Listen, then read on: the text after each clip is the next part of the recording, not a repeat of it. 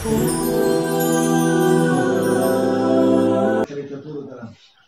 فایده کردین؟ آبروی پیغمبر به این کم شد؟ دنیا با پا خیز در تمام دنیا صورتش مکران زیر پا کردن صورتش بیرق فرانسیه.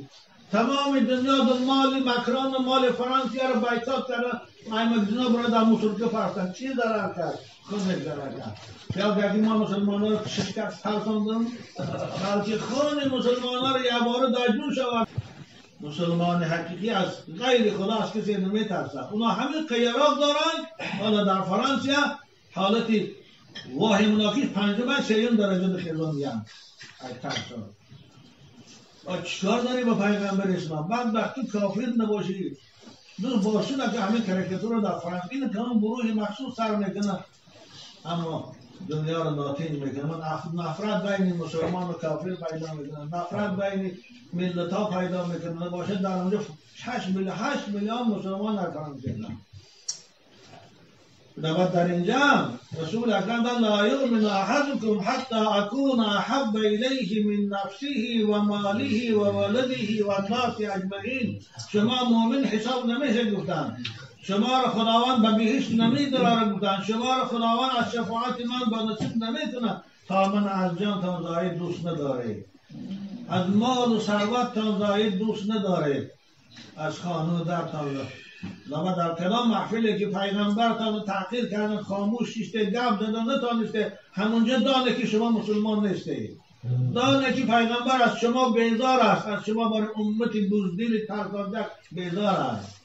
در جهان نتوان اگر مردانه زیست، همچه مردان جان سپردن زندگی است. این است پهلوانی، این است شجاعت و قهرمان. یک جوان که در دنیای فرانسیه را برپا خیزان باید دشمنای خدا دانن هر دینش باید هر کس دینش ما دین مسیحی رو احترام. من در روسیه رفتم فقط در محفلان جوانا رو تاکید کردم که نسبت به دین مسیحیت، نسبت به مسجدهاشان، نسبت به پیردان و همسایه‌هاشان به احترام نکنه. هر دین در نزد پیروای خودش مقدس است. ای پیغمبر صحبت من همش همین بود تا آمدن من. این بدبختا باشید چی؟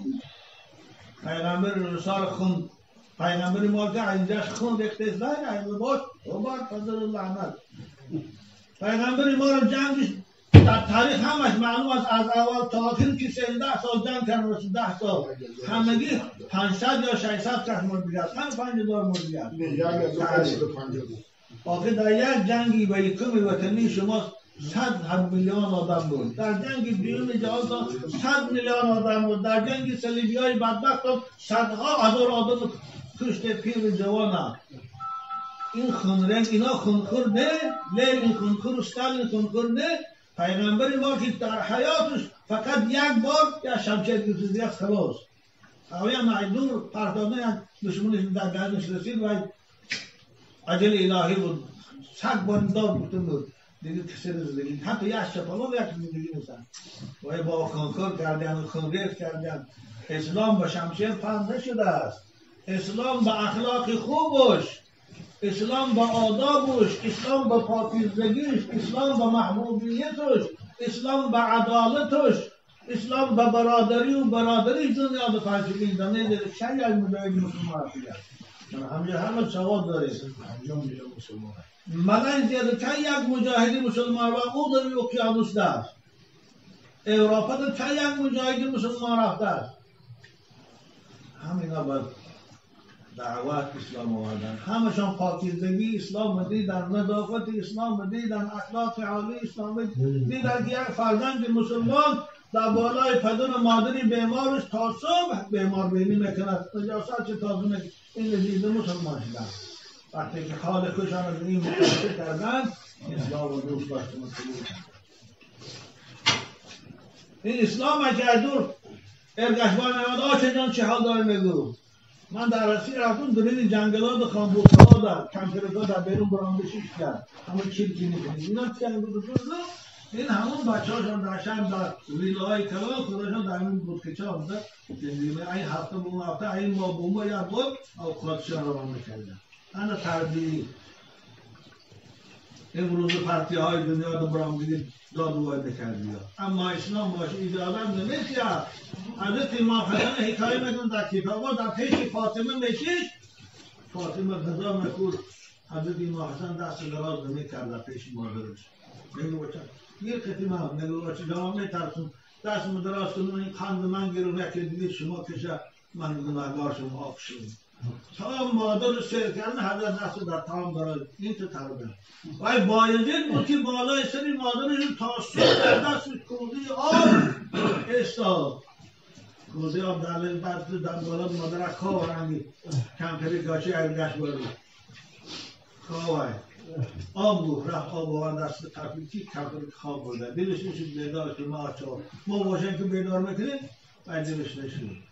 نگاه کرده ایستاد نصف شب دستش در کرد ایتو میگه نصف شب بیدار شد آب گفت آب امور مادرش برم که میشم همیشه نگاه تو خواب برفتی من بالای سری من دشیش دیم دار یاشیدم ترسیدم که بیدار شد آب بودی من خواب برده باشه دل درنجه من آخی مادر شد بودم کجا میگونم و این دلیابی مادر سحرگاه کشاده شد دری اسرار الله این دعای مادر بود بنابر همین این احترام مادر از تربیت اسلامی باید نمی‌شود.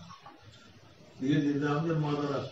هم خوجینای کلامی حزب کمونیست در بشایخانه پدر مادرش.